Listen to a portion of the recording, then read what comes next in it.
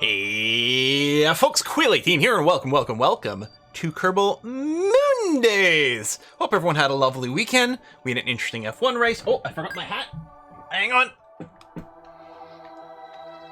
There we go. Now we're properly ready to go. I like this view. I mean, it helps with like some of the visual mods we've got to make Kerbin look pretty, but like with all these little green lines and stuff, it feels very very sci-fi control center. I like this a lot. It's really cool. Yeah, poor Charles. Oh, that was sad. Otherwise, though, it's not too bad. Yeah, Kerbin does look amazing in this view. Yeah, I mean, it's pretty good when we orbit it. I can't help but take screenshots every time we orbit frickin' Kerbin. Oh man, we got some gift subs right from the start there with For Evil Not Good. Thank you very much for that, For Evil. That was much appreciated. We got some resubs coming from Scott at 23 months.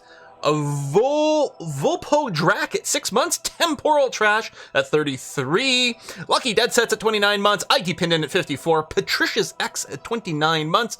Pro GJ at 2 months. Hey, thank you very much. Galaxian at 23. Thank you very much for that. And as a reminder, do make sure to hit that Prime button if you got a Prime sub sitting around. Very handy. K Copins just resubbed at 3 months. DB Explorer at 65. Oh wow, it's happening fast. We got Lord Skymac at 53. Girly Gabbis at 85. Steve's at 31. Incognito's at 11 months. Thank you very much for that. Let's get this started. I'm gonna try to do as much as I can today, but I am feeling absolutely just kind of worn out and burned out. It's possible we won't go to full 2 hours. We're gonna see. But I did want to make sure to stream, so we're gonna do that. Last week, we sent a bunch of probes out. The week before, we sent out a probe towards Duna. It's still on its way.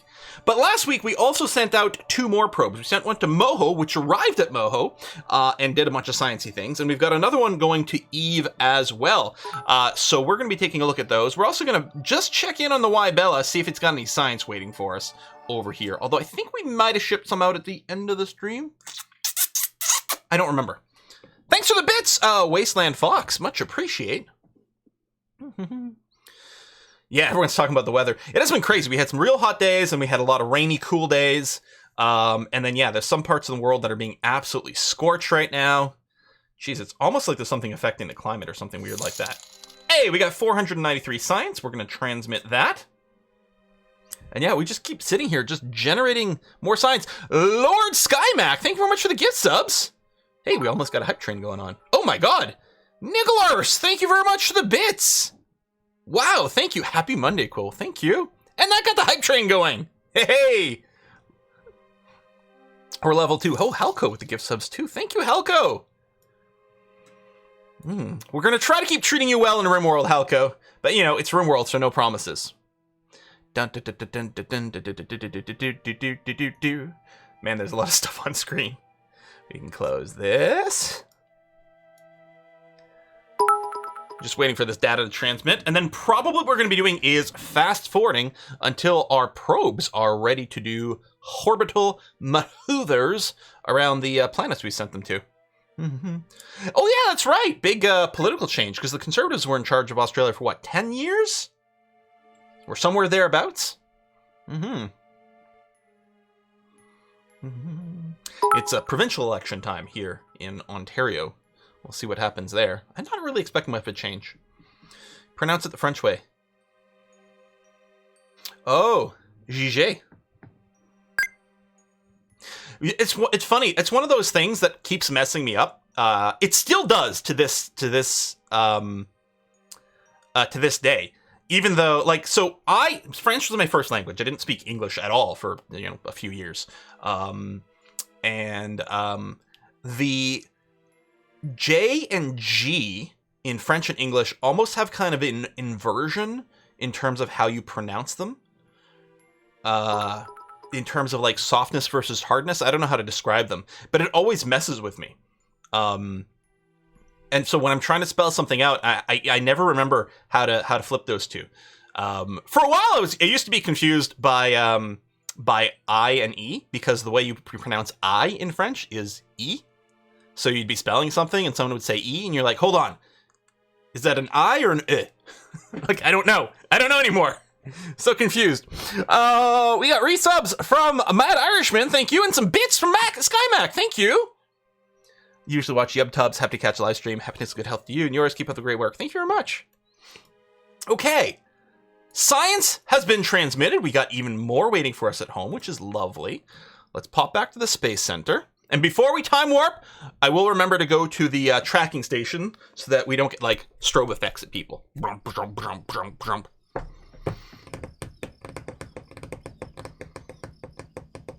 It took me several years to speak English, for a few years to learn. That's true. That's true. When I was born, I didn't speak a single word for several months. But yeah, I only started learning English really because my neighbors didn't speak French, and so I had to learn basic English. And they had a kid my age, so I had to learn some basic English to try to make some friends over there. And now I can hardly speak a word of French. Is that? I guess the moon is just really low in the sky, so it's got that reddish tint. Look at that! Oh, that's really cool. Yeah, blood moon. Yeah, we got 2,000 signs. We got a lot of it. But before we get there, we're going to go ahead and finish our probulation missions. Whiskey and chocolate. Thanks, Adise! Can we give our little science station a bit more class today? Send some batteries, science. Well, that's not a bad idea. Snickers. I like that. Oh, that's a Kerbal alarm clock. But then I also have the built-in alarm clock, which technically this one's gonna, well, this is time out first. So I can probably get rid of these. Wait, yeah, that's the 04 Duna circularization, which is really this.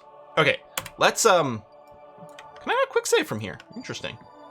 Well, we haven't really done anything this game, so if I screw up with the time warp here. You spin me right round, baby, right round. Like a, oh, it's weird because it looks like the sun's orbiting us. Wait, are we reinventing physics? Are we getting rid of the heliocentric model of our solar system here? Clearly the moon is, or the sun is orbiting our planet.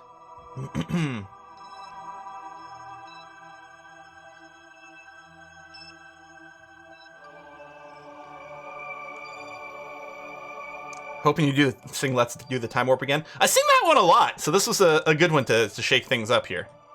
All right, and done. It's weird because the alarm doesn't even sound like it's coming from my computer for some reason. It sounds like it was coming from behind me. Our supply mission should be fine now. We will double check the numbers soon, but yeah. Delete and close. Oh, had a little arm retracting itself there. That was interesting. So there we are. There's our Duna encounter up over there. Everything's looking fine with our probe. Cute little guy. Aww. And yeah, we have lots of Delta V. So unlike our Moho approach, where because we really did things outside of a window, we had to be super careful with our Delta V. Here, we're in a very, very, very good situation and feeling pretty comfy. So I'll quick save now. And I will just do the time warp again.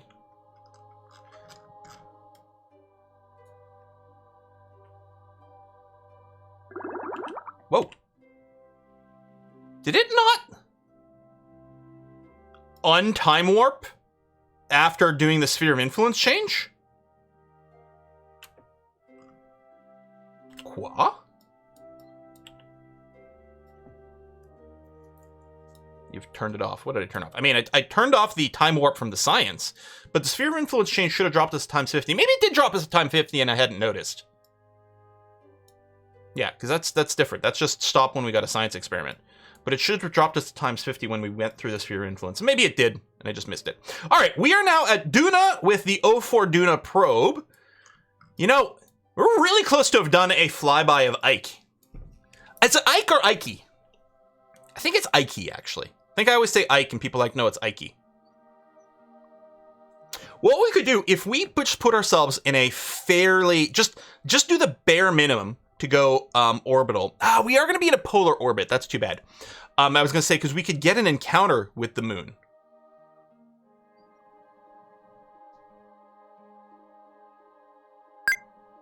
And do a little bit of science on a flyby. We are going to be sending some more stuff here later, and it's not like we don't have enough science now.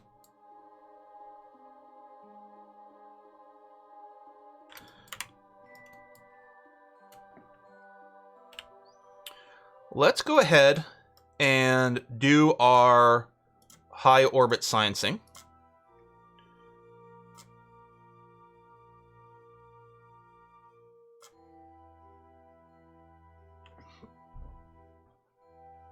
Again, standard complaint about wishing we could just derate the antenna so that we don't run into power issues. Looks like we're going to be fine here. Okay.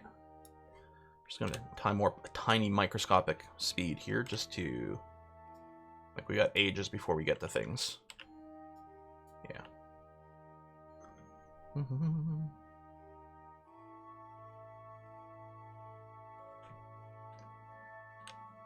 Yeah, when do we hit, time to periapsis? 1 day, okay.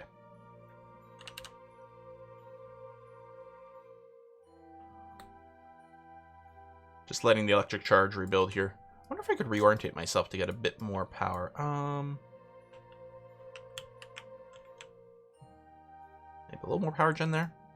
Anyway, we're mostly full. All right, let's transmit this. Chugga, chugga, chugga. What's the next mission?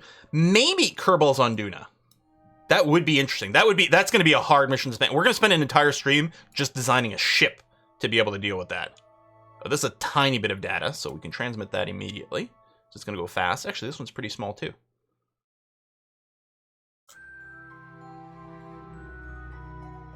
There we go. All right, good.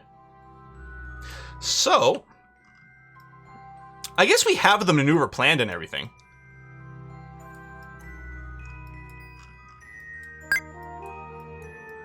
Although I kind of just want to, like, redo... Or, I kind of just want to, like, manually do it.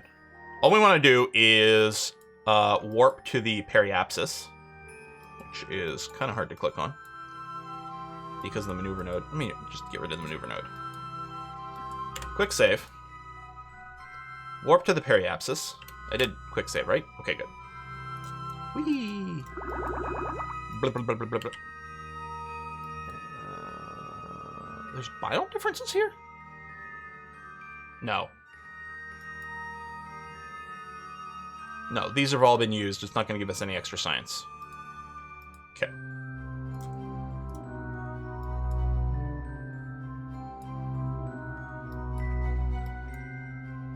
Why is the time warp slowing down? We're not that close to the periapsis yet. Still 2 hours away. Oh! That's why. Get rid of the old maneuver alarm there. That's fine. There we are. Okay. So, we'll just let ourselves retrograde, which we can do through smartass or through the probe controls. It's going to be fine. We're 3 minutes away. I don't think it's going to be a very long burn. Let's warp to here. Shuka, shuka, shuka. Alright. Let's go for retrograde burn, and we're just going to wait until our orbit becomes an orbit. And then we'll double check things. Inclination's at 90. Yeah, we're like bang on freaking polar. That's crazy. What I think we're going to do is we're going to burn retrograde to create this orbit. Do we have a downrated engine? Or is it just really weak? It's just really weak. Okay. I think what we're going to do is we're going to lower... We're not going to do it like we were at Moho. Moho was so concerned about just not, not being able to complete the maneuver period. What we're going to do here... There we go. Is I'm going to let it go to apoapsis. We've got lots of delta V, but I'm going to let it go to the apoapsis, then I'm going to lower the periapsis so we can get a low scan of some things. It's 3 years before we do our transfer to Eve. Woohoo! Yeah, I think I'm going to do that. Quick save.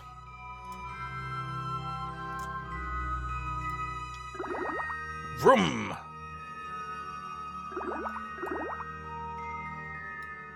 Okay. On time warp.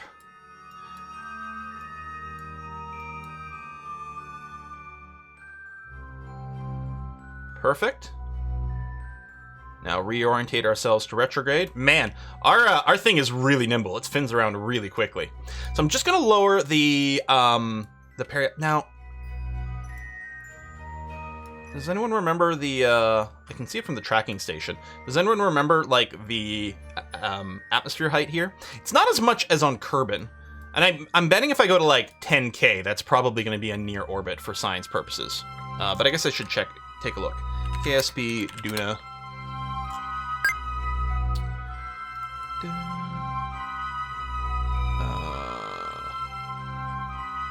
Where's the low orbit?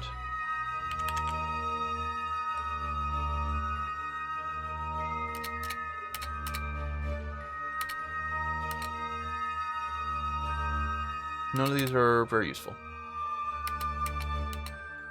Where's just the... Okay, Wiki, why are you shitty?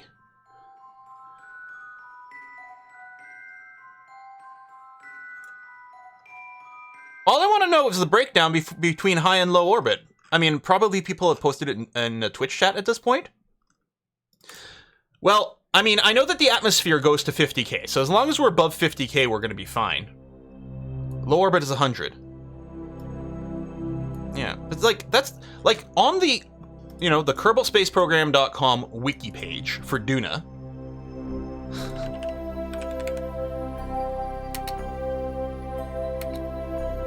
I don't think they actually list where high and low space breaks, which seems like a huge fail. They do list that the atmosphere is at 50K.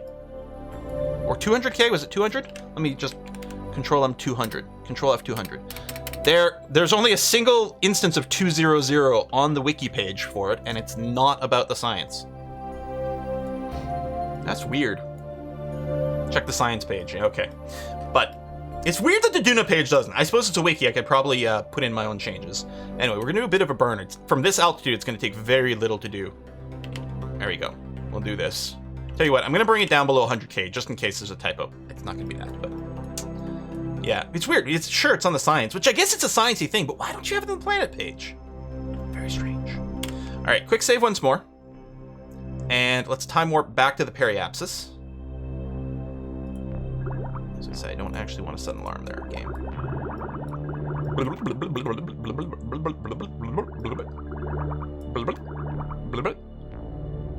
See, and then Volt says it's 140K, so, you know. Twitch chat saying things opposite from one another. Say it ain't so.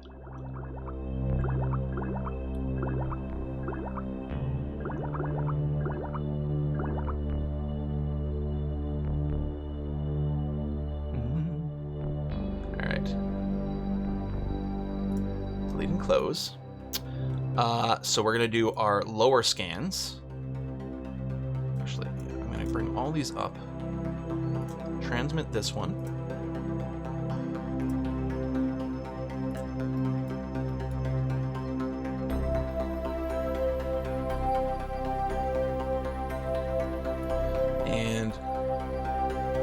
Go for a retrograde burn. We want to bring our orbit down to something like 350 or something for our scan sats. I can do that while our power is recharging, because I've done all the sciencing now.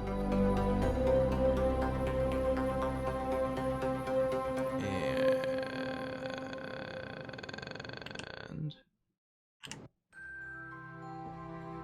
Okay.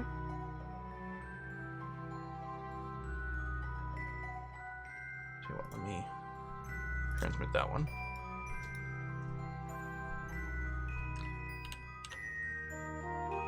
Power up, good. Transmit that. Excellent. I did see the Kerbal plushie in space, yeah. It's what, the Boeing Star something, I can't remember. They sent a Kerbal up? It's amazing. Okay, so what we now want to do is raise the peri a bit. Starliner. Yeah.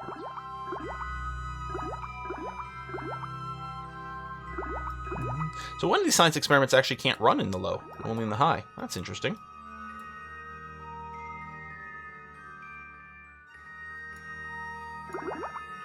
Now, before I do this maneuver, I'm going to double check these numbers. Right, because it's this thing here. It wants to be over 300. And this thing here wants to be over 250. Okay. All good then.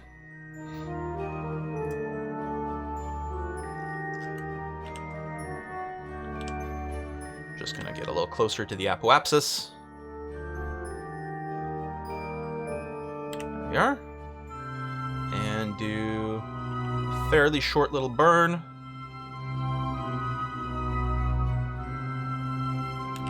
Groovy. All right, we're gonna start the scan sets. And so it's slowly gonna start scanning the surface of Duna. Also sits around as an extra relay potentially for some stuff. I mean, which would maybe be helpful for sending a ground probe with less of antenna, but I don't think it's much. I mean, it'll help if the ground probe is eclipsed and this thing somehow is in a position to not be eclipsed from the ground probe, but also not be eclipsed from Duna. So yeah, as in terms of a relay satellite, I don't think it's actually going to do much for us, but technically it can act as a relay as need be. Oh, Essential Witch posted. Oh yes, the Help Ava. Who's still having a very rough time post-surgery here. Okay. Always bump out the orbit when scanning is done. That's true, because the thing is, we've got enough Delta V here. I'm betting we can make it to Ike after this. It's a little awkward leaving from a polar orbit, but I'm betting we can do it and then get some extra data out of that.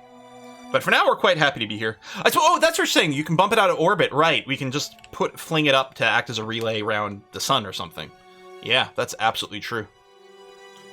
Oh yeah, I can't actually get to the Space Center from there. Quick save before changing like vehicles and points of view.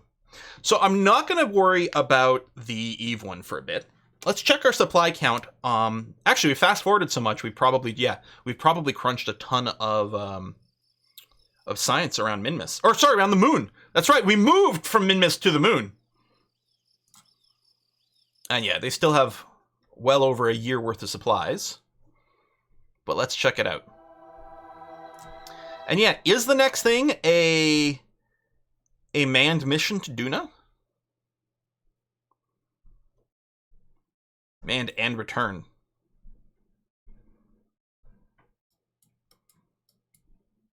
That'll be the real trick. There you go, another 500 science. Yeah, we had to get away from cursed Minmus. Minmus was cursed.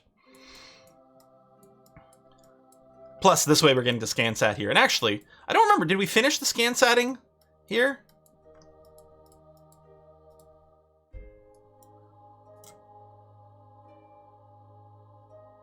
No. Go ahead, load this into the lab.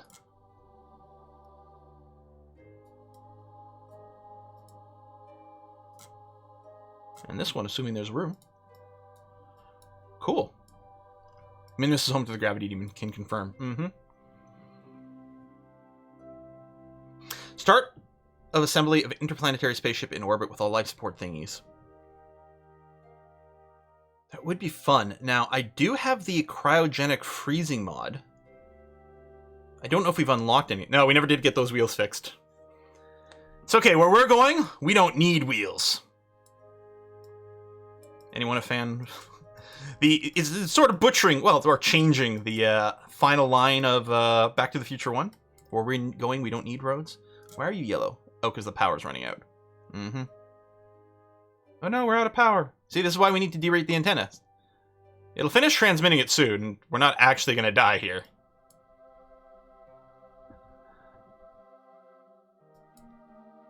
I don't even think there's a mod for it.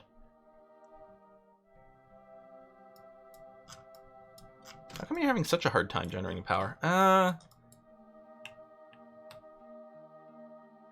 might be able to get a slightly better solar angle here. Not even convinced of that.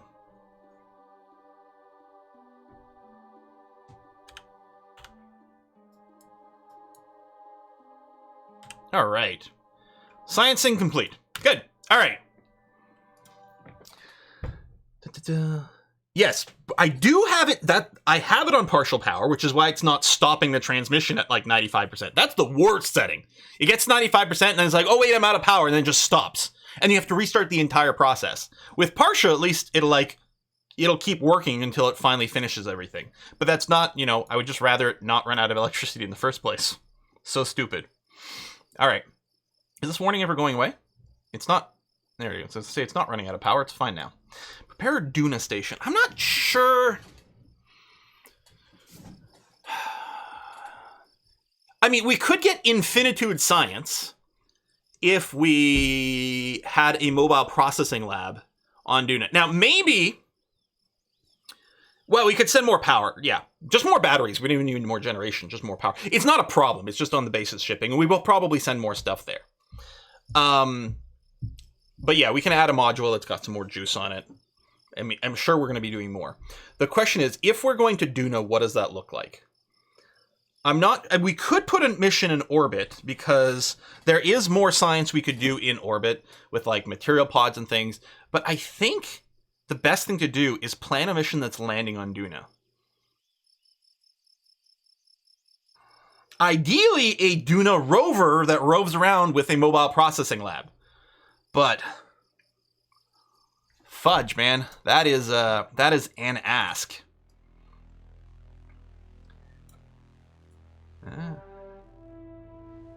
Can't get some more habitats though.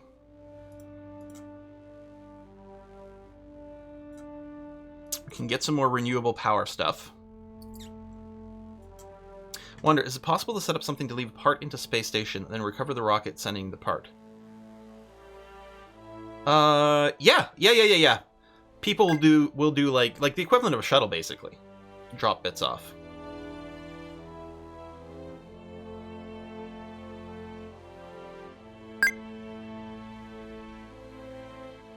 Stational lab makes more sense than a mobile lab rover. Does it, though? I mean, the difference is with the ground one is, first of all, we can capture the science as we're approaching. Then we land. We get more science. All of it's getting loaded into the rover science pod. I mean, it's a lot heavier to put down. And more importantly, it's going to be a lot more work to bring home again. Without a longish sustainable ship, having a lab around Duna seems more effort. And that's true. Maybe what we could do is we go to Duna, collect a shit ton of science, fly back, dock to our lab, and load that into the lab that's just around around the moon. We don't have to do the processing where we got the science, as far as I know.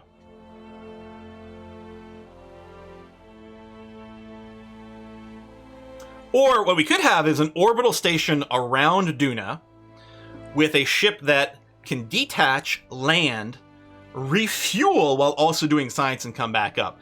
That's pretty rough. But yeah, if we build a self-sustaining station around Duna, it can... Yeah, the thing is, I don't know... The process for building the self-sustaining station is kind of intimidating. I mean, we've got a bunch of new, like, parts from some of the mods that we've got going on that can do some cool stuff. I just don't know how they all fit together.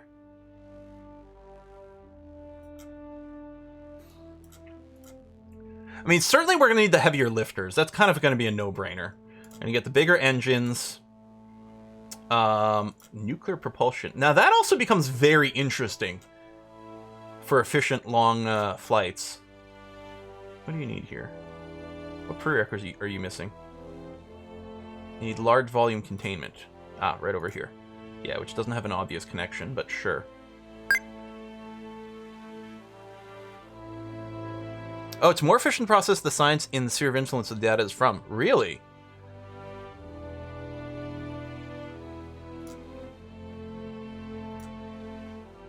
Oh, I need to upgrade this to be able to research the higher tier science.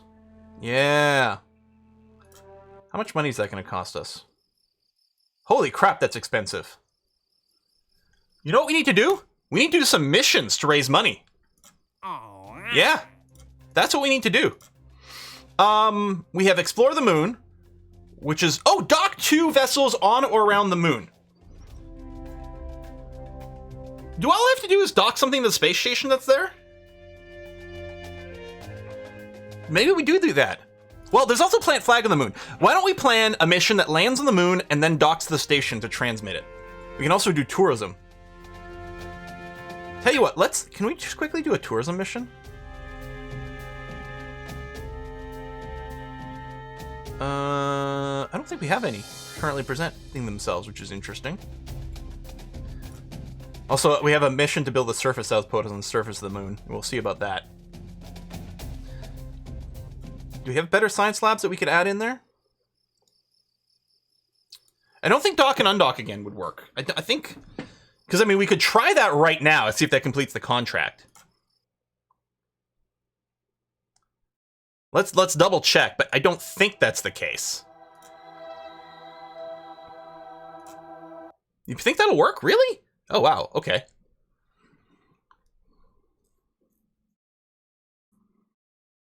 But yeah, whatever we land on the moon, we could just kit it out with enough stuff to satisfy the moon base, and then just not keep using it as a moon base.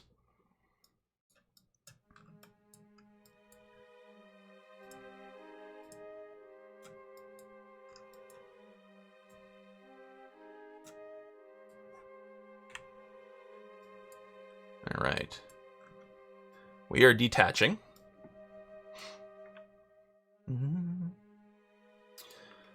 We are going to control from here, set as target, keep us parallel. We're going to let us cruise a certain amount. I don't know. We'll check the moon base contract. It's possible we could land this and have it count as a moon base. Depends on exactly what they need and whether or not it has to be a new ship.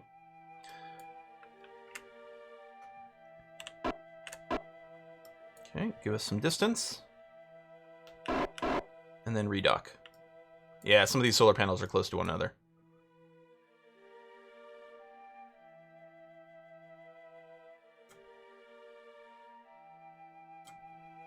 Some of these are old contracts. Oh! We had a contract expire.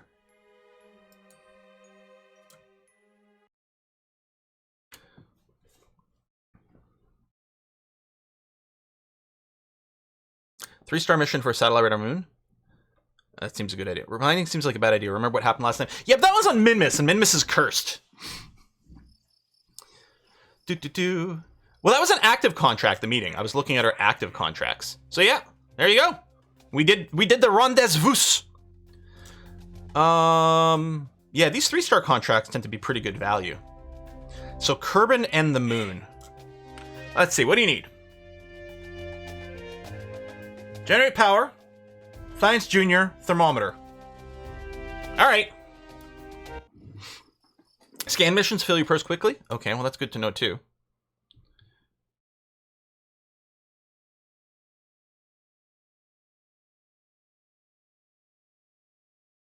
I don't know what a good base for this would be.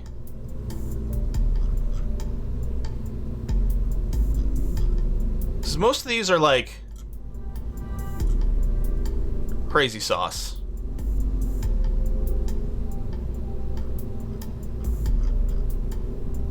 I mean, we could like load up one of these relay satellite things, but this is... Yeah, I think we just start this one from scratch. For like a simple satellite type of vibe.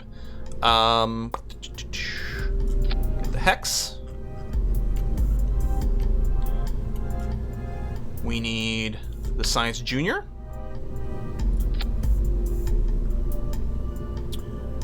We need... Actually, before I put that down, I'm gonna get... Ooh, not that one. A little inlane stabilizer, and I'm gonna get a battery sort of in the center here. Big one, 1K. Lots of juice. And then we also need a thermometer. Which is this over here. Okay. Well, you know what we should do? We should unlock the big solar panel parts.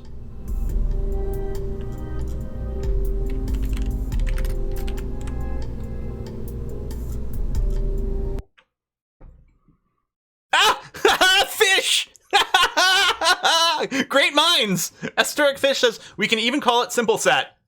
What did I just do? That's amazing. Can we get, these, are these the bigger solar panels in here? Some of these are, yeah. Okay, good. Let's unlock this. Great minds. Or, you know, fools seldom differ.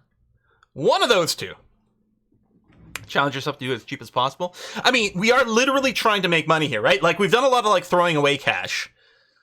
for extra safety. This is really about making money. So theoretically, we should be aiming for cheap as possible. But I also don't want it to fail because that becomes quite expensive. What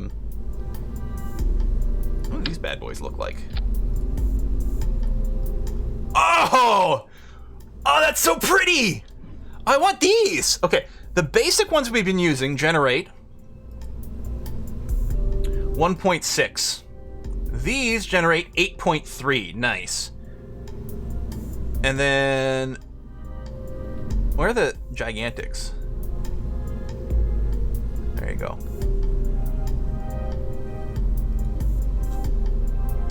Beam power bandwidth converter? What the shit is that? Beam power? You can beam power to these things? 24 per second. That costs $3,000. These things cost $1,200.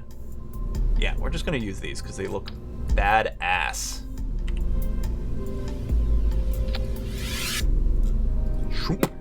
I like it. And they look like little arms. It's true, we don't need a lot of power generation. Because you're right, we're not actually going to be transmitting data. We only need this to, you know, function. I don't care. It's too cool. I'm doing it.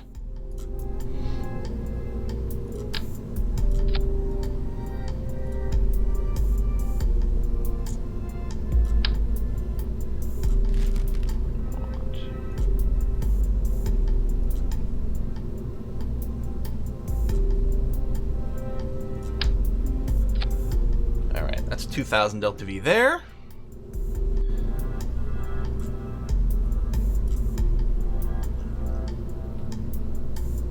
So the Moon one, Power Science Junior. Kerbal one, Power Science Junior thermometer. So when we send this one to the Moon, we can pull off the thermometer to save a few bucks. You will need an antenna though. It doesn't have to be very powerful. Oh, need to.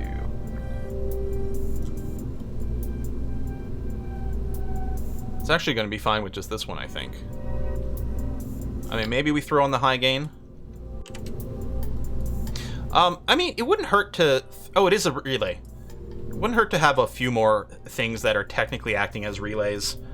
This is only within the Kerbal system itself. It's going to be helpful, but it might help this.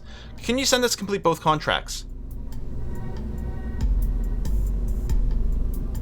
Yes. If we pack a little Delta V, put it around Kerbal first, then move it to the Moon. You're 100% right. There we go. There's some money saving. So I think what I'm going to do... I mean, that's a lot there. So the more weight we put in this stage, it's slightly less efficient. On the other hand, I don't know.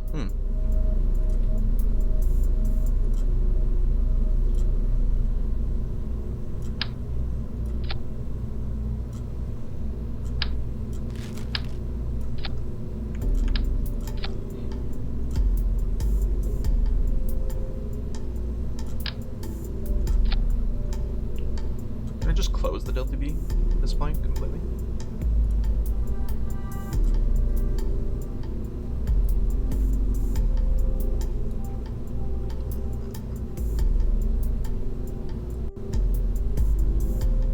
Oh, right, there might be a follow-up mission to move the satellite, so it would be better to leave this in play where it is and then do a move later on.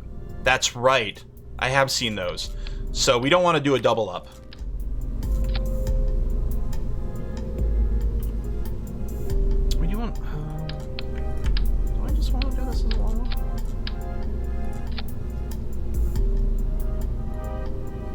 This seems actually like it's going to be fine. We do need a fairing, though.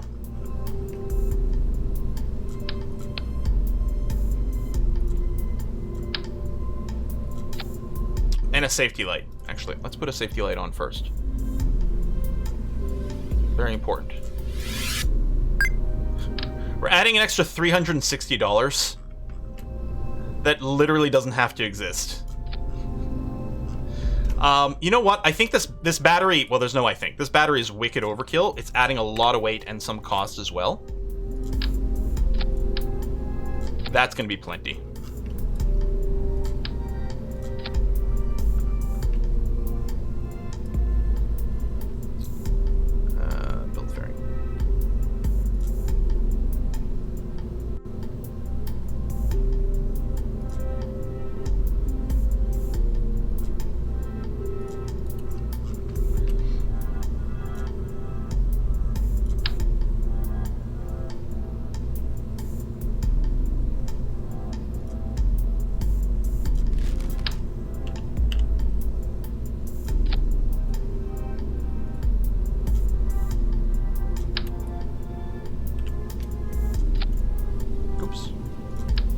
You know what? It looks cool with 2. We get the full value back from these things. Although it does look like it might hit the winglet. So let me just do that.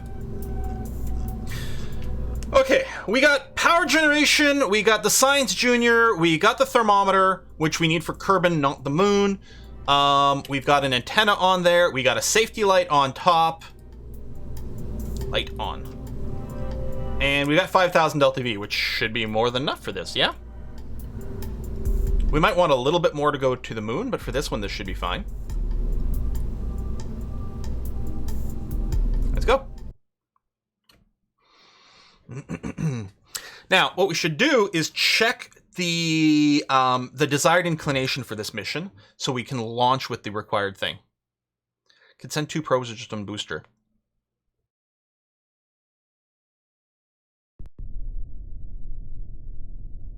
That's true.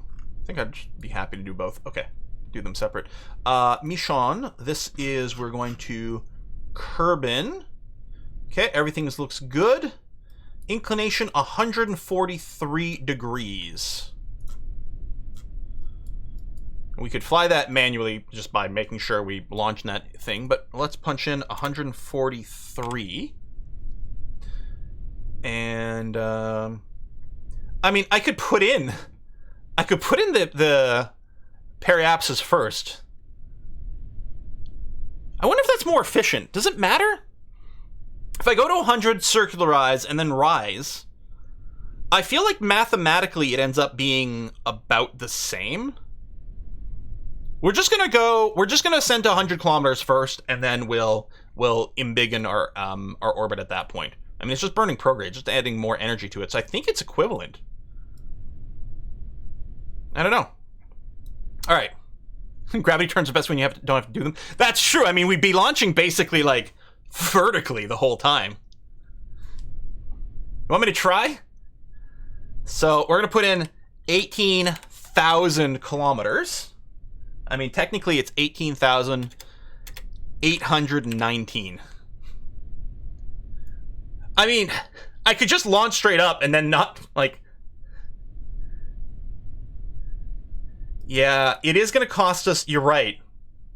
143 degrees inclination is actually quite poor because we're launching opposite the direction of orbit. We actually might need a little bit more juice in here to reach there. This might be just shy.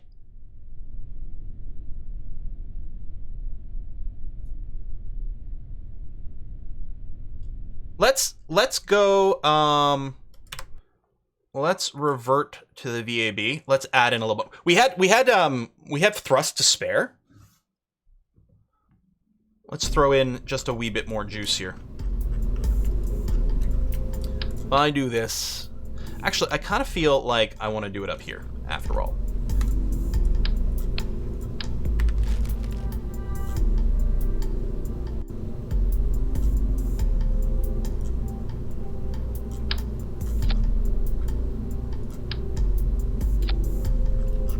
There we go.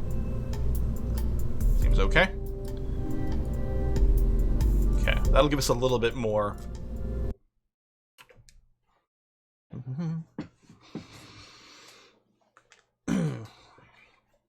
Be cheaper to change inclination up there. Well, that's a good point. Well, okay. The higher up your orbit, the cheaper it is to change inclination, but then we will have spent a bunch of delta V flinging ourselves in a direction we don't need to go in the first place. So I think we want to launch the correct inclination.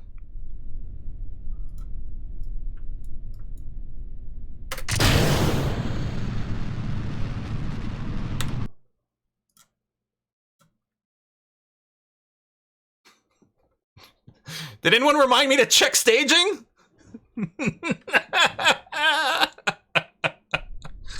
I don't even want the fairing to be staged. I guess it might be too late to remove that now.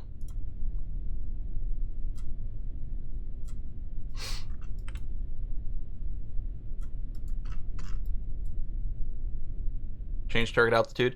I don't know. We're gonna put 18 million meters in here. And see what happens. I have no idea what this is gonna do. It'll probably do something really stupid. Alright, there we go. We're rotating. for the new inclination. And really, we'd want a different launch pad for this, because now we're launching, like, over land, where presumably there's a bunch of cities and stuff over here. They're not in Kerbal. But yeah, we're going to launch basically vertically here, which is fine.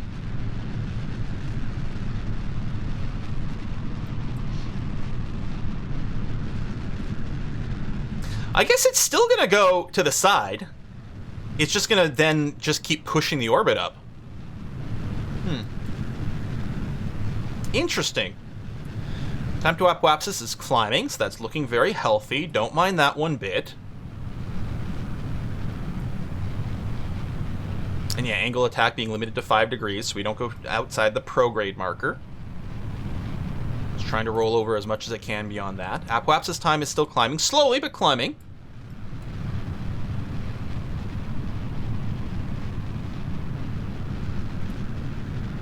What are the other stats? Oh, that's the wrong one. That's the moon.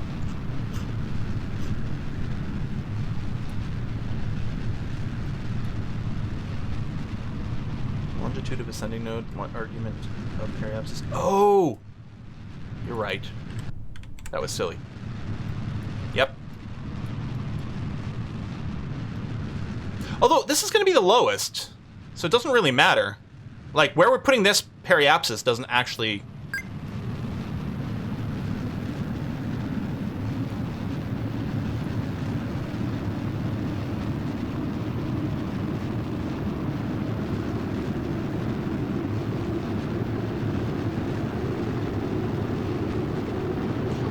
I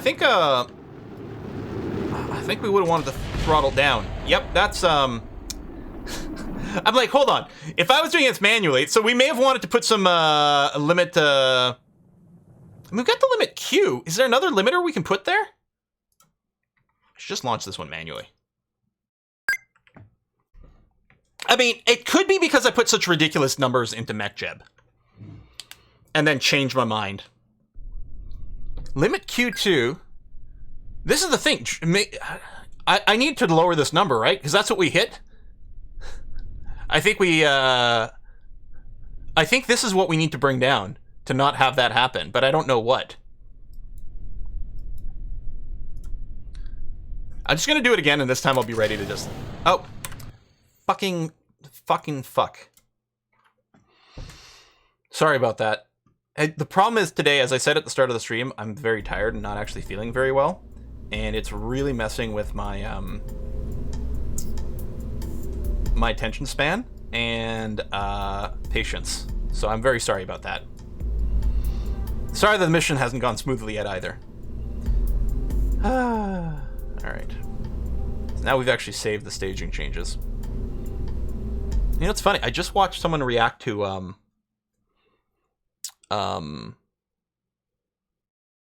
Office Space, so could be a case of the Mondays. Like I said, this might be a short stream. We might finish this mission here and then call it there. So a couple of people are saying 1200 is a nice one to limit the Q2. I kind of want to just try the autopilot again and see what it does. We could remove the limit attack of angle of attack. I kind of feel like what we can actually do is be a little bit more, just increase it and let it happen a bit more. But I think I'll leave that there. We'll lower this and see what it does. We'll also just leave it to 100. It's going to be fine for the entry. No, I know this is wrong here, but the thing is, this fairing's going to go away when this stage is here, so it doesn't matter. Like, I mean, really, I guess I could do this. It doesn't matter. But the reason I put it at the top is because, and I should just remove it from the staging. I usually just manually deploy it. But I guess we'll do that because it has to be that way. So I'm going to go hands off here and see if the 1200 Q stops us from burning up.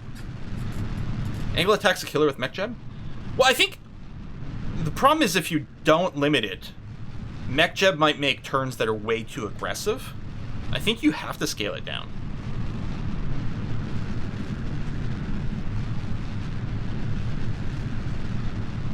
I'd feel like if you didn't limit the AOA, MechJeb would be likely to just steer too aggressively and F it up.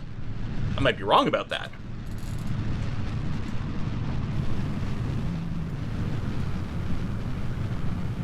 Now, you think I might have clipping issues because I did change the size? Maybe. I mean, I don't think that's what caused the problem there. I think what caused the problem there is we just overheated. But it's possible when we stage the fairing, it will blow something up because we do have clipping. 12,000. If I said 1,200, that was a mistake. People are saying 12,000. It was set to 20,000. So we're going to do this. So in theory... Oh, you can actually see it's not full throttling as is. That's... I guess it's fine. Because at half throttle, our surface level thrust is still above 1. It seems like it might be a little conservative. I'll switch it to 15,000. So it's full throttling now, and then throttling down again. Wow. Time to apoapsis is not climbing. Yeah, it doesn't work well if it's not... Pulling away now is forcing the rocket too low. Can't keep a steep enough trajectory. Oh, you're right. Now it's screwing it up because the engine wasn't enough. So maybe if you lower the Q, you need to get rid of the angle of attack limit. I mean, this is just not a very fuel-efficient launch anymore. There you go. And now we're getting the heating effects. So if I... Whoa! Change this here. Then it has to kill the engine completely to make it work. Wow! MechJab just does not like this rocket design.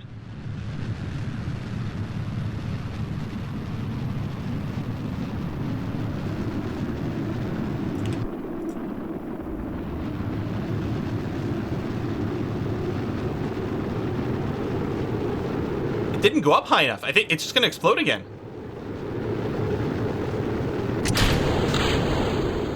And then yeah, we're just going to do this one manually. Huh.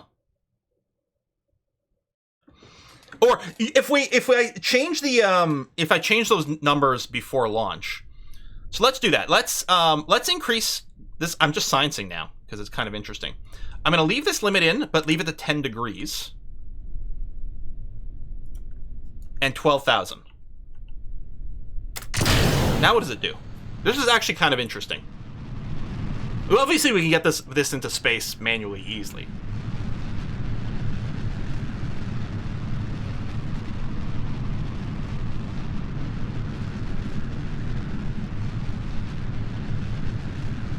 There you go. It's locked to 10.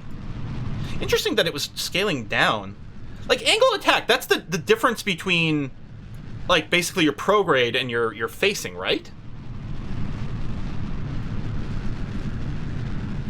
So it's curious that the AOA started above 10 degrees. Wouldn't it have started at 0? Well, I mean, I suppose in a sense when you're static, it's, like, infinite, because it's divided by 0. Maybe it did, and maybe it's got a, maybe it has a like a time delay or like an averaging over the last few seconds, in which case it would that would explain things. Yeah, look at it throttle down here, and yeah, the time to apoapsis is not climbing.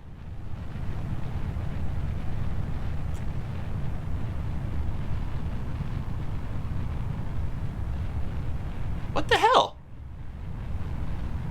Is it just having a hard time because we're going, like, opposite the expected direction, and it just gets confused? Why is, I mean, the 20K seem to have the power. The problem is then it burns up. Because now it's not steep enough. Again, I could definitely do this manually, but I'm really just kind of, And yeah, you can just make the change in the ascent path editor over here, which is probably all we should do. Maybe the ascent path just gets really confused with the counter to Kerbal rotation situation. I will set to 15, and we'll just make this quite a bit steeper here. Enter an altitude 60K. If we did something like that, left it at 15. Left this at 10. And put that back over there. Not that it really matters, but yeah. See, angle attack, it says it was 180 degrees. It must just be that, yeah, it must be a time average thing. Yeah, my previous launches were at 20. I'm thinking it has more to do with the ascent profile and being very confused with the direction that's just different. So now it's going to stay a lot steeper a lot longer because of this. This is a much safer, this turn shape is a lot safer, it's less fuel efficient. But in this case, that might be what we're looking for. If it fails this time, I'll just do it manually.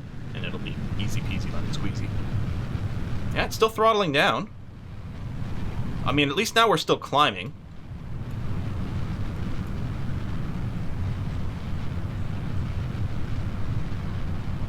And admittedly, now our thrust-weight ratio is quite high because we've lost some fuel. It's a fairly light thing. So it actually makes sense that it should be throttling down. It was just doing it like crazy before.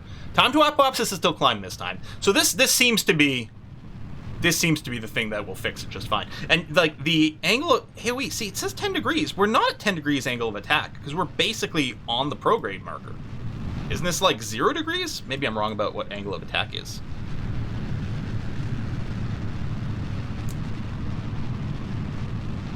There, we're back up to full throttle. Because the atmosphere is thinner, now it can go full throttle and not be at max pressure.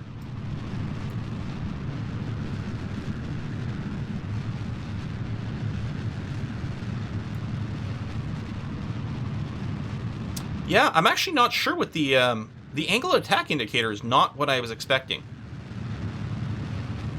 And it's interesting, it's not throttling it down. We are getting some heat effects here. Now, if we get another explosion, it might be some clipping with the fairing. Oh, see, we're above. But there we go, 100K. We're there. And we know that MechJeb, the auto fairing deployment, likes to do it. Like, basically, the numbers that get put in as default are going to do it right when it, right before it enters space. Like, just... Oh. No, it's not doing it at all this time. Maybe because of the way the staging is done? Interesting. There you go. Oh, that was weird. Maybe I didn't have the auto fairing deploy this time. Because I like to deploy it above, like, sometimes above 40K, but above 50K I definitely feel fine. That circularization is quite expensive, which makes sense because we are running counter-directional here. Yeah, I know, it extended the panel before the fairing. Something went really weird. It's a good thing the panels could clip through.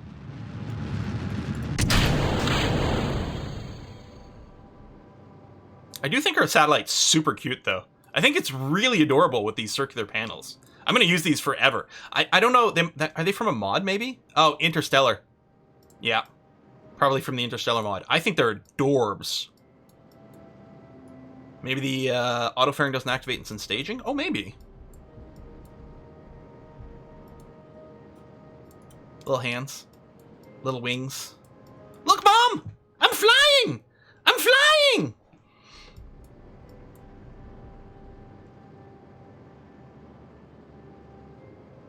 Actually, I'm going to cancel, stick to prograde, go for burn.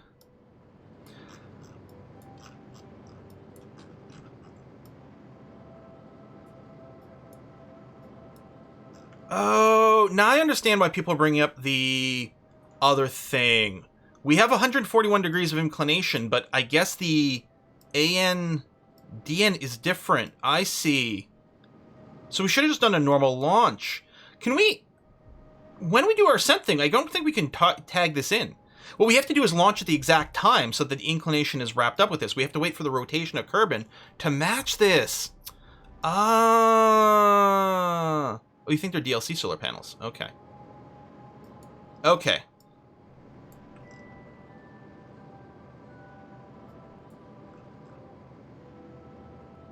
Well, then, all we're doing now is embiggening our orbit as much as possible.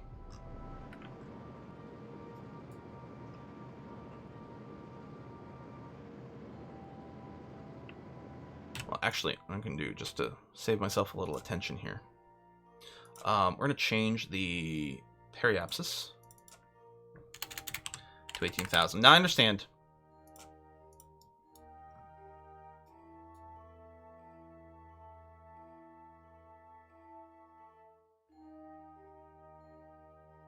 Eh?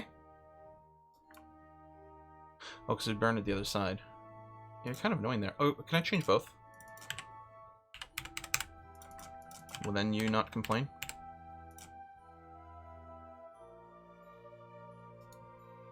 Well, I guess it makes sense because the yeah, no, that makes sense. So I'll set the apoapsis to 18,000. That's going to become my periapsis later.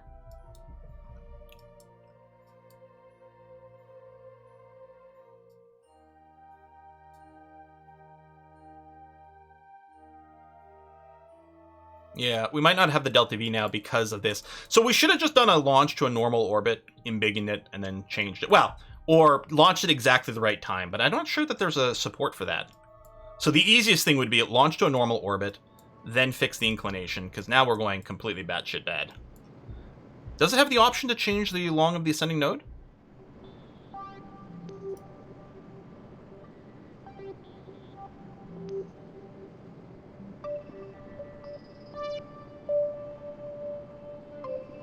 I don't see it.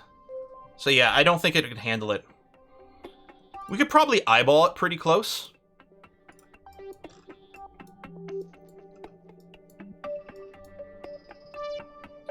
So now I want to change the periapsis to also be this.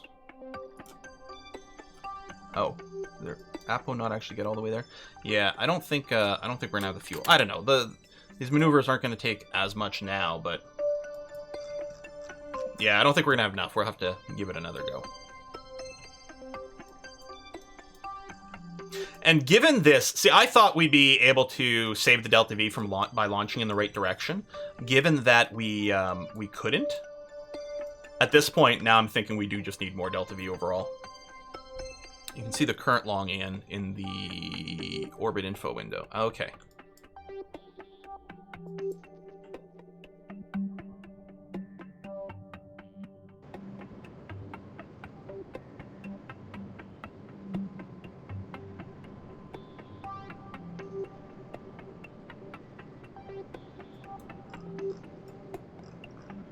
Yeah, just launch backwards equatorial. And then correct? Yeah.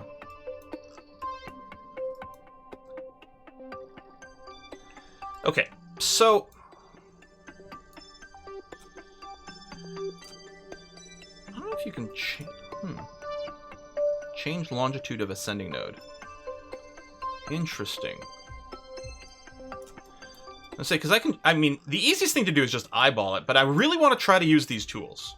That's the thing. We actually made our ascent harder because I want to use the tools.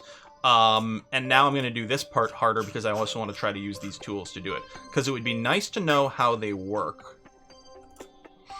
So we know that the longitude of the ascending node should be 152 degrees. And the argument of periapsis is 325. I don't know what that means.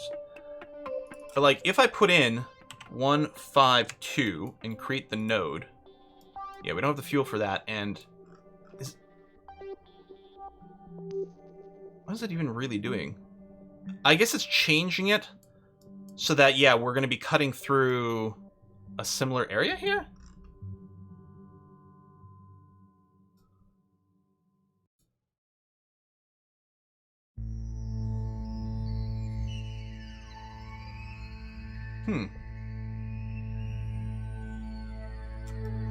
This does not look like it's... I guess you do this, then you do the inclination change. Presumably right at this crisscross, and then it'll... There's an option you have to click launch in the plane of target. The problem is we can't set this as a target. So when you do... because I've done that for Minmus, for example, right? So what you do is you set a target, and then you can launch in the plane of target. And what it'll do is on the ground, it'll time warp until the right time to launch. It's good for rendezvous, including when you're like leaving the moon and want to rendezvous with the space station and stuff. It's really handy. But you need to be able to set a target, and we can't set a target to a mission. So what's a resonant orbit? 2/3 your current... Oh, okay. Oh, so then you'd hit the same orbit every third... I don't...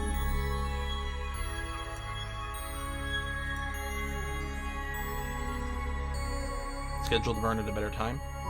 Oh, you think for the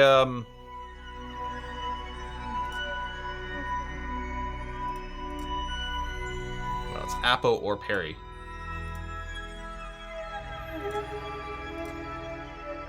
Error created. Can't do it at the Perry. Only do it at the Apo. Oh, wait, hold on. Now all of a sudden it works fine? What? Why was the other one so expensive? Did I had something still in there?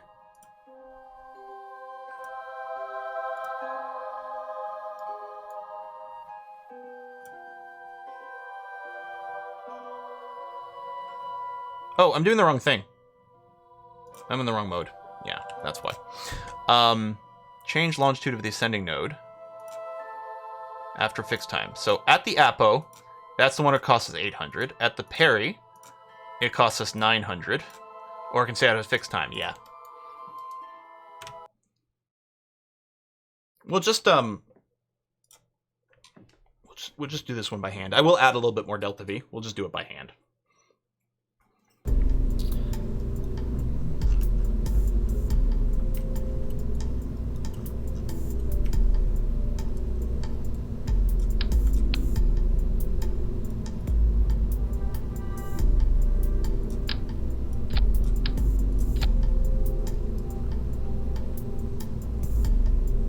Surface level threat is still fine. Delta V is blocking the head. Here. Yeah, I don't think there's any parts clipping. Oh, no, there's a little at the top. I don't know if that but maybe. Oh, maybe that's why we're having some of our problems. Hang on, let me redo that. And yeah, we want to launch until we're right underneath the thing if we can. But that's what I was saying. Like, that's what you want to do. I'd forgotten about that on the launch. Then I could put in the 141 degrees of inclination, as long as we were not only under the orbit, but under the orbit when it's going the correct direction, and fix the staging. Well, this was fine because I'm gonna manually deploy. It's again, I should have just removed it from the staging. We can ignore that. So the blue line is what we're doing. Now, normally we'd be launching counterclockwise, but here we're launching clockwise. And so either this point here or this point here, but they're going in different directions. Where are we now? We're over here.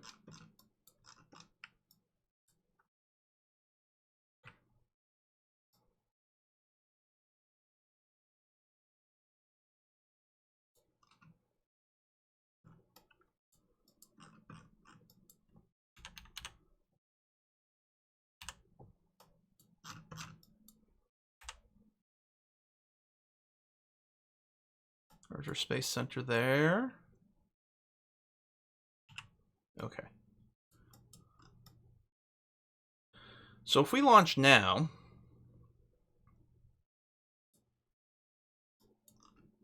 or shortly, still catching up a little, would the 141 be correct? I think so. So if it was on the other side, I think we want a number that's like somewhere between 90 and 270. So I think from this way, 141, we'll have it ascending over here. I believe the argument of periapsis is how far around the orbit of periapsis is from the ascending node. Man, words are hard. Still thinking about just doing a manual launch. I can still set an orientation, but maybe we'll try the ascent module one more time. Let's get a little closer.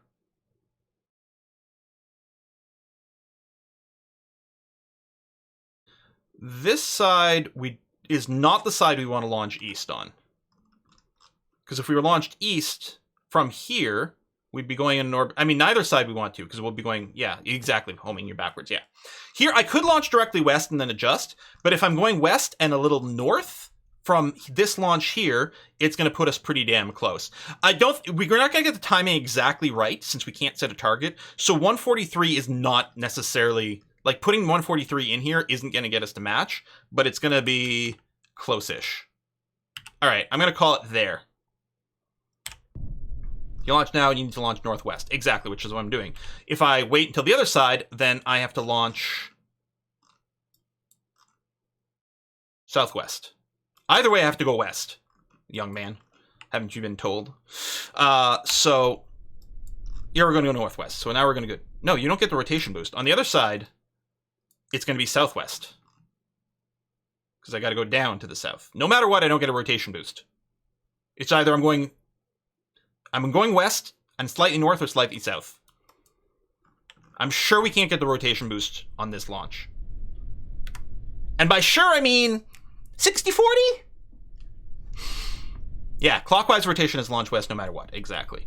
So it might not be exactly 143. It might turn out we want to do 130 or 150. At least we know that this isn't going to, like, destroy ourselves this time. Well, that's assuming it still has the ascent path in here at 70. It does. All right. Let's just go.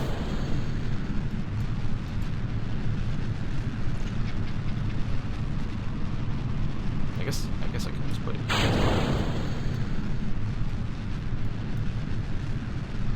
Yeah, it's like a mirror problem, right? Homing pigeon.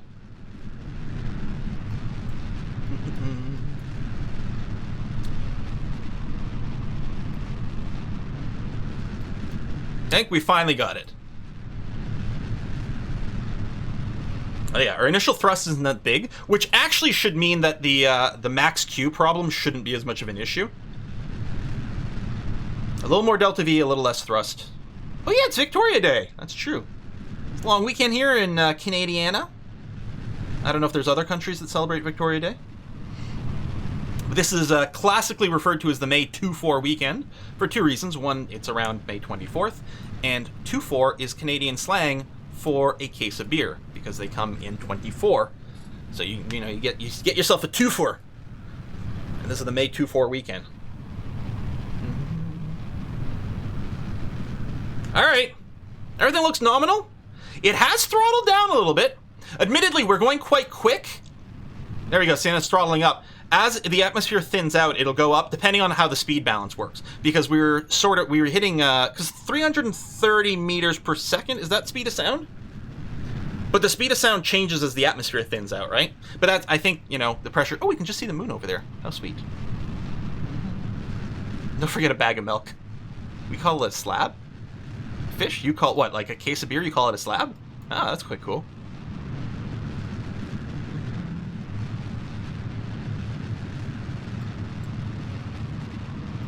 And yeah, we can peek at the map. It's going to be hard to see, but see the blue line? It's similar to what we're looking for. There you go.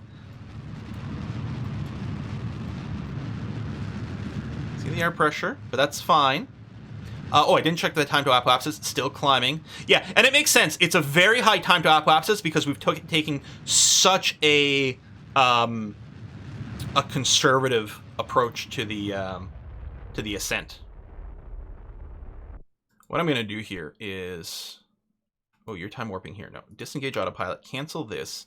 Keep me surface prograde. Actually, orbital prograde is going to be fine here. And you know what? Go away, ascent time. I'm just going to do this, man. Let's go.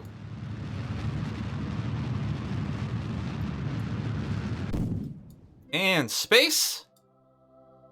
And stage. All right. Cool. Look at me, Mom. And the safety light is on.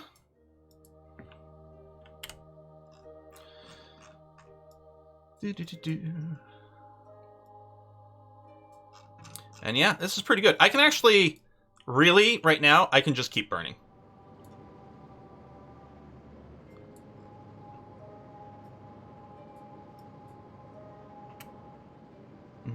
Because we'd have to keep bringing up, all parts of our orbit right now.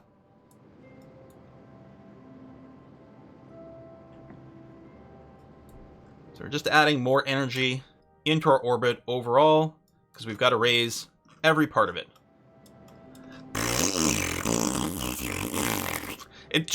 This just looks like a deflating balloon to me. Sorry, I didn't mean to do farty sounds. I was trying to do deflating balloon sounds.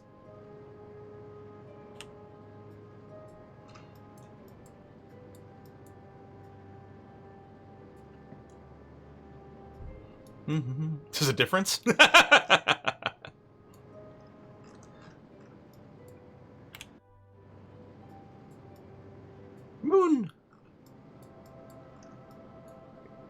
This engine doesn't have a lot of oomph, though.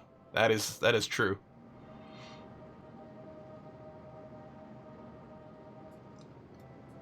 I love these solar panels. I just love them so much.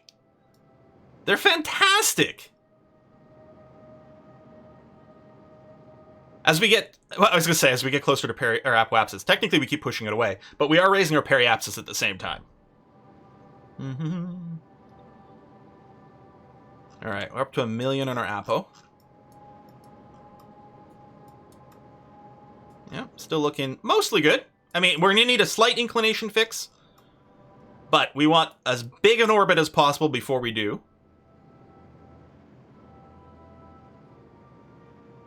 Now that's going to start growing very quickly here in a sec.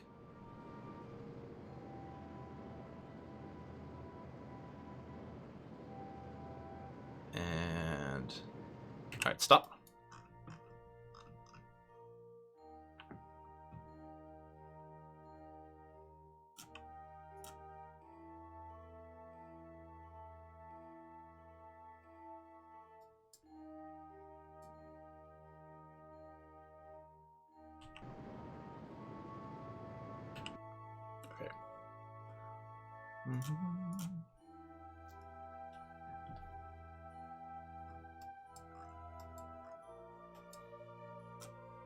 A little closer. I mean, we're already orbital.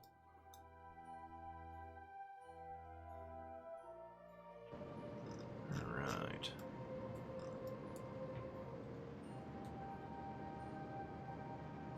Oh my god, the moon encounter. Okay. Good. What I'm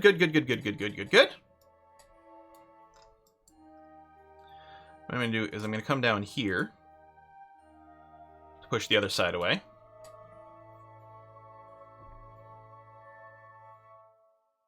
Have you been watching Belleville Center's Laval Rocket in the playoffs? Laval Rocket? No! What? Oh, that's right. The are you talking? The Stanley Cup playoffs are going, aren't they? Okay. I just don't want to overshoot. There we go. Okay, let's fix things here.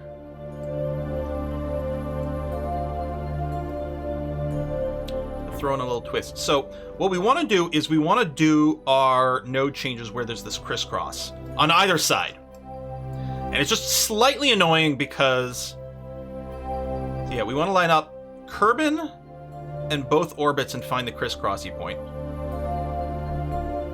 Which, yeah, we're pretty damn close.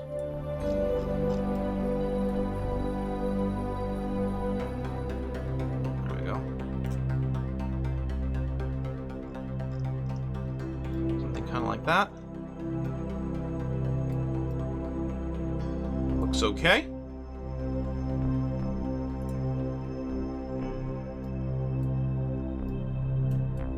Oh, AHL playoffs. My team, the Amerks, beat Belleville and are going to beat Laval on Victoria Day. Oh, neat. That's really cool. Is that televised? Chris Gracie points, technical term. Yep. Totally technical. All right, here we go for the, I think, anti-normal burn. And boom.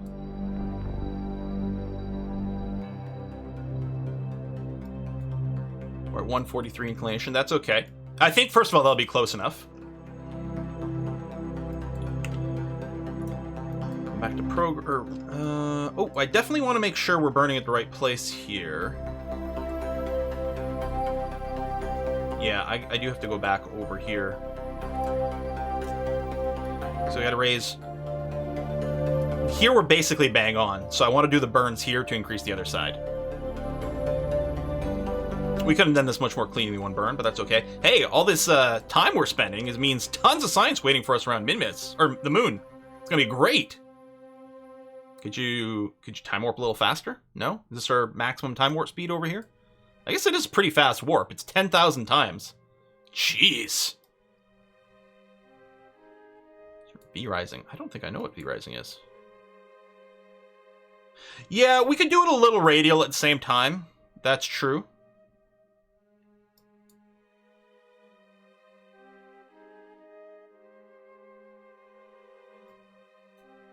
Kerbals aren't going to starve for a year. They're fine.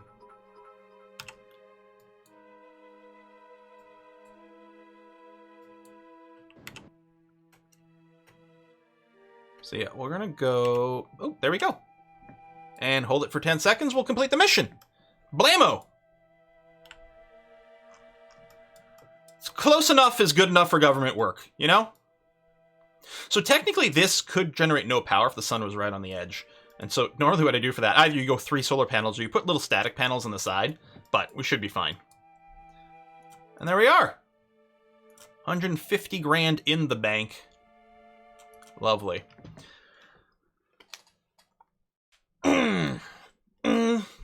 V Rising, what is this? Is it an RPG? Is it an action RPG? Like a Diablo-like? Alone or to explore the world with friends? Feels like an ARPG. Third-person isometric Valheim with vampire themes, mechanics, and better combat system. Oh, interesting. Should we just go to the moon right now? Same thing. I know we don't need the... Oh, we'll save money. We won't put the thermometer on it. More like Valheim with proper gear progression. It's really fun.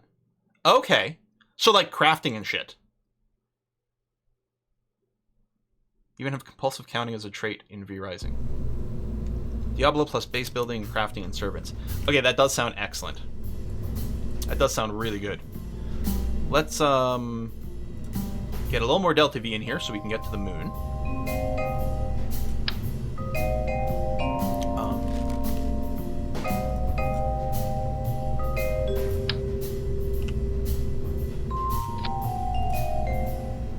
Really don't need much more.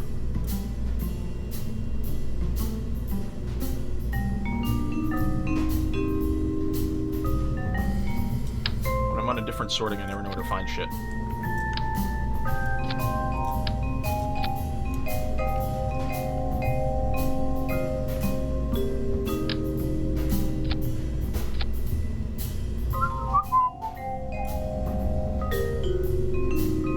That's excessive Delta V. That's good.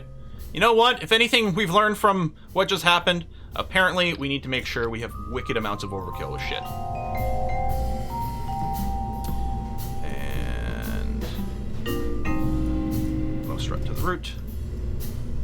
And you're clipping in there. I guess I'll go to 4-way symmetry with the fins. Not required. And then you get weird shit like that. Okay, massive overkill. Let's just remove the thermometer. Save a couple of bucks. And what I'm going to do is I'm officially going to remove the fairing from the staging. There you go. All 3 engines light, then we drop these boosters, and then we stage for this top part. Nose cone fuel tank you can add instead of normal aerodynamic cone. Have we unlocked that? Is that in vanilla now? Oh, shit.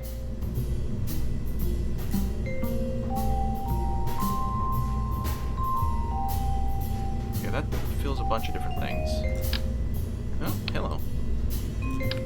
I mean, not that we need more Delta V, but... Oh, that's cool. Doesn't it need mystery goo?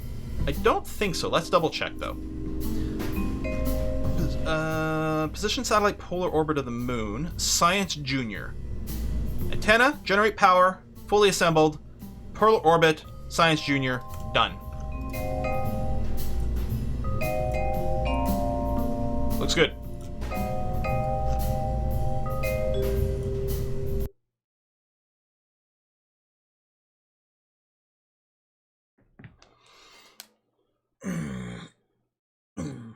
And then whenever this gets in position, we'll be calling the stream. Which, I mean, it's going to be another 15 minutes maybe. So we'll end a few minutes early. I don't know if A Kiss for Luck is streaming today or not, but...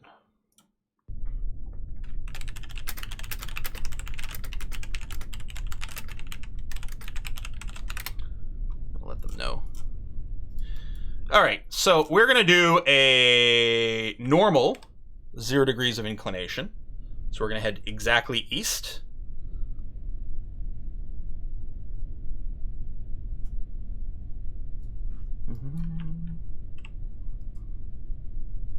Oh yeah, could be renamed, which actually is a good idea. Once we can poke the thing, we'll do that. Let's go.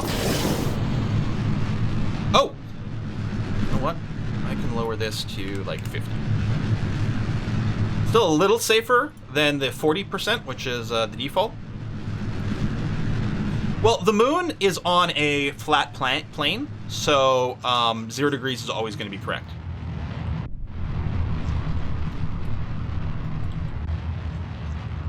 Wait, is 0 degrees north? No. No, this here is degrees off the rotation.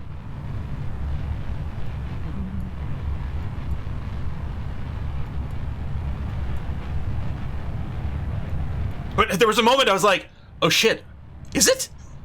I'm like, I don't think so. So yeah, because we're going to the moon, we can just launch completely equatorially. We have to get into a polar orbit of the moon, but that's going to be a question for our burn, our trans-mooner. Alright, we're fine! One of the boosters collided with the rocket, but it turns out that's okay. That's totally normal. Everything's okay. So that's the thing. You want to kind of you want your separators here to be as high on the side rockets as possible, so that when you eject, they get knocked off like up top there. But that's surprisingly okay.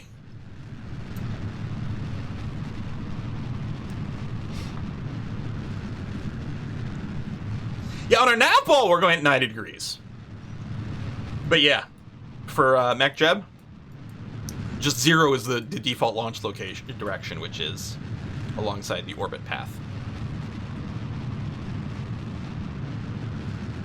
Time to wap-waps is climbing. Throttles to full.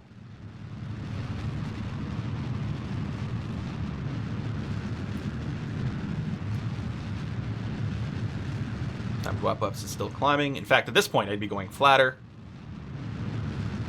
We'll start to see these effects, but the atmosphere is so thin that it's like basically just cosmetic. Kerbal's true north is prograde with full thrust. If knocked off a cheat shield, we'd be able to re-enter safely. Well, this is not a re-entry. This is just a probe. There's no pilot. There's no Kerbals. It's staying in lunar orbit, well, basically for eternity.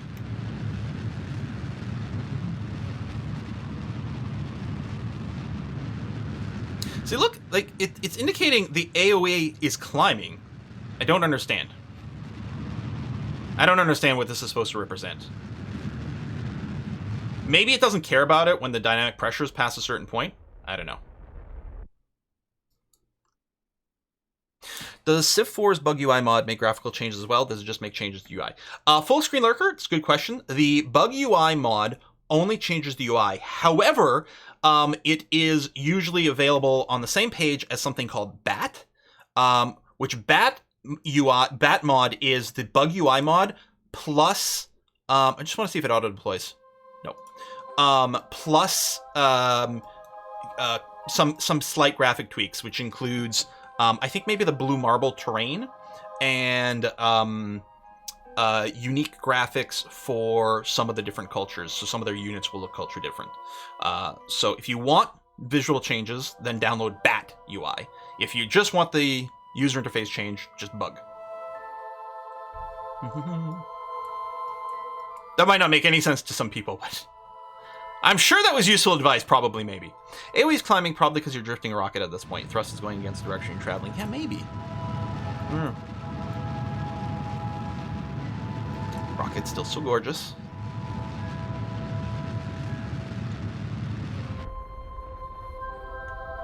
And there we go. We'll keep using automation for this. I think the next time we do a mission, I'm going to want to do manual. We haven't been flying ourselves in a little while. We could do the eyeball to the moon thing. That's actually always kind of fun, but no. That was weird.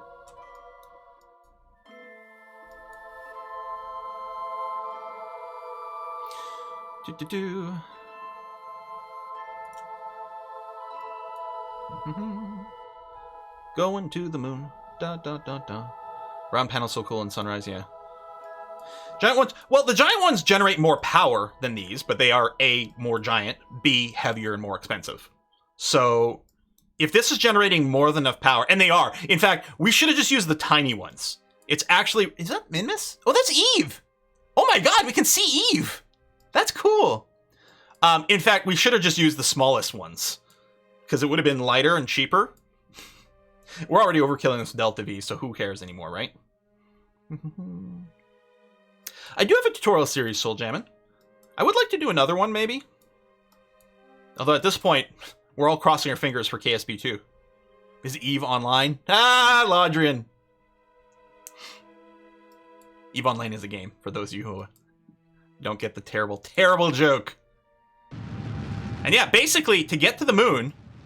Ooh, a little bit of wobble there, that's weird. All you do is you wait until you see the moon rise, and then burn prograde, and you'll get to the moon. I don't know when you need large panel. You need large panels when you're doing the big space stations, basically. Or, I think the, like the nuclear engines and ion drives and stuff are quite power hungry, right? Are we? We almost have... Oh my God, we had almost exactly enough fuel in this stage to do this burn. We have 72 meters per second Delta V left in this stage. That's cool. Do you want to use solar jewel? Oh, that's true. The further away from the sun you are, the less efficient solar panels are. So you do need the bigger ones if you're going out. I kind of just want to, like, dump this stage now. So I'm gonna. Even though we still had some fuel left, it just feels cool. Try to release a stage with Blast in the Moon. I mean, that's kind of what's happening. Okay, let's take a look at what our Mooner approach is currently looking like, and then we'll do our own manual corrections here. So we're going to focus on the moon. And so currently, we're just gonna crash into it. So maybe we should fix that. So the orbit we're going into. Hold on, there's two things over here.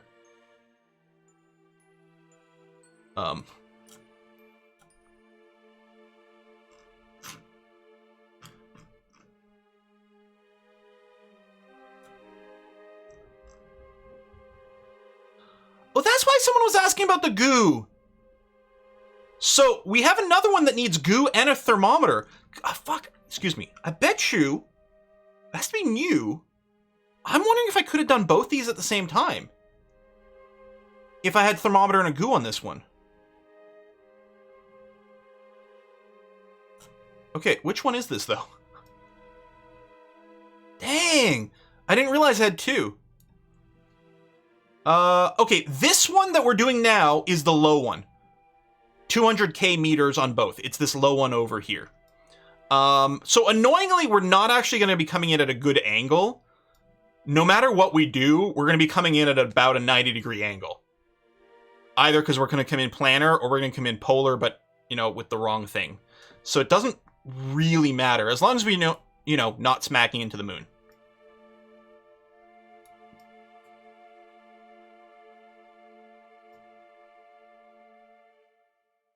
I don't think it matters. We could revert. No, we're not reverting again. We're finishing this mission. And again, we might have a follow-up mission to move these satellites after, so we can just leave them here.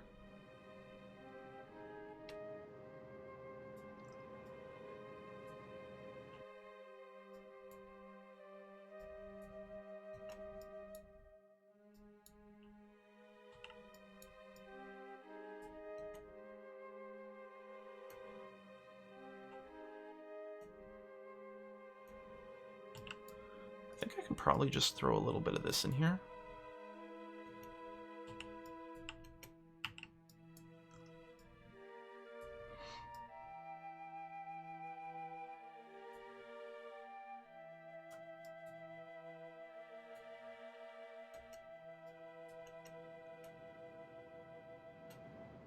That's not making much of a change at all. Okay. Borrow the thermometer and goo from the science station. That is interesting.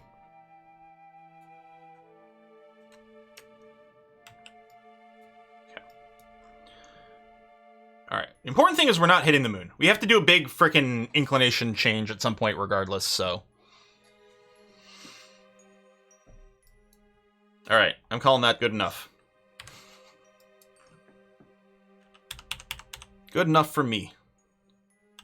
Whee! There you go. The time warp.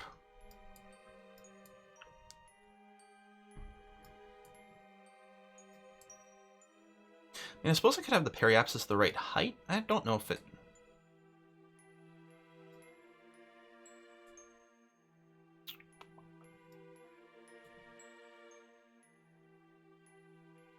It's 34K from sea level, not from, like, the center.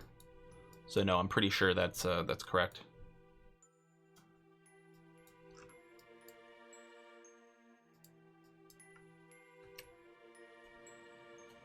Just gonna burn a little radial here.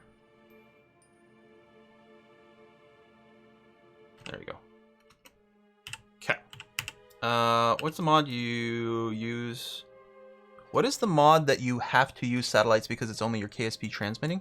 Oh, nothing. It's built into the game now. It used to be that you would run a mod called Remote Tech, but Comtech is now built into Kerbal Space Program now with the signals. Yeah, it's quite cool.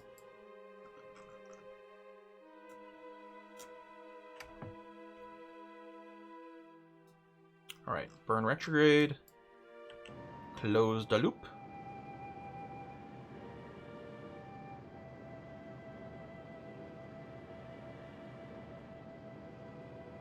Bring it down.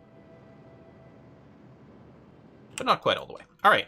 We got lots of, ridiculous amounts of fuel. So again, what we want to do is we want to do it when we're crossing the purple orbit. When we're doing the Crissy-Crossy. And what I'm going to do is I'm going to do this just to figure out what direction.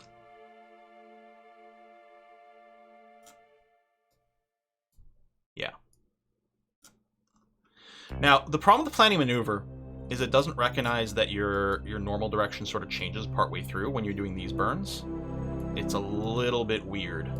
So, like, your orbit kind of looks like it goes bonkers. But then you're doing this, and you're not really burning retrograde. What you're doing is you're effectively fixing the final angle. It's not a much of an issue. See, like, it's burning retrograde, but it's still changing our angle here. It's like, well, that's clearly not retrograde. It's actually less of an issue if you just do it manually. Like, you get in the position, and then you do your, you just set yourself to, like, you know, normal, anti-normal, and then it works correctly. Anyway, this is not the most fuel-efficient way to do it. But it's what I'm going to do because of laziness. But yeah, it is bringing down our periapsis a little where it was. This is fine. It isn't in difficulty setting you choose if you have multiple transit points on Earth or they can transmit through. Yeah, one of the difficulty options you do set up is whether only the KSP is a communication point or if there's multiple stations on Kerbin that do it. Which I did set. That way I don't actually have to set a constellation of satellites around Kerbin. We would have just set 3 or 4 up first before we did any of the other probe stuff. But it, like, doesn't make sense to me. It's like, well, clearly there should be multiple spots on the planet that have communications tech. That's how it works in real life. You know, we've got you know, communication stations in, you know, Australia and Hawaii and different points around the world so that even when NASA's, you know, when Houston is facing away from the moon, they could still talk to Apollo.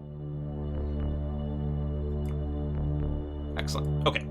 So what I'm going to do here is I'm just going to set myself to prograde. I mean, I could actually do this with, like, a radial fix, to be honest. Well, not completely, but right over here, we would burn anti-radial and twist the orbit. Actually, I suppose I should do that first. Well, I suppose I could do it here. If I do it here and burn radial, what we're going to do is we're going to twist the orbit around where we are. See that? Twisty, twisty, twisty, twisty, twisty. There we are. And then what we're going to do is we're going to go to our periapsis and burn retrograde. And there we go. And wait 10 seconds. Shabam. All right, we're going to wrap up the stream here. I'm really sorry for today. I honestly, I thought about canceling the stream. I think I should make sure to take some extra time somewhere. The last week just really beat me up with the extra streams, the sponsored content, which needed a lot of extra work around it. So, I don't know. Hopefully I'll be better for Wednesday. Either Wednesday's going to be Galciv, or part of me is like, I don't know, maybe we should stream something else. We got Civ 4 up on the channel, and I think I'm going to start posting the Alpha Centauri early. I was going to wait originally until our Civ 4 Mali run was done, but I think I'm going to start posting some Alpha Centauri soon, so we'll see how it goes. Can you change the station icon? Oh, you're right. You're right. This thing here, we could replace this capsule with a station icon. I can't remember where you do it. Do you do it from here? Does anyone remember? Or do you do it from the space station? I think I can do it from here, the same way I can rename it. Dog icon? Can you do a dog icon? And then we'll be raiding the Kids for Lux channel in a second here. Rename? Ah, there it is. Station. Perfect. There it is. Alright, we're going to raid a Kids for Lux channel. I'm going to see you guys on Wednesday. Bye, everyone.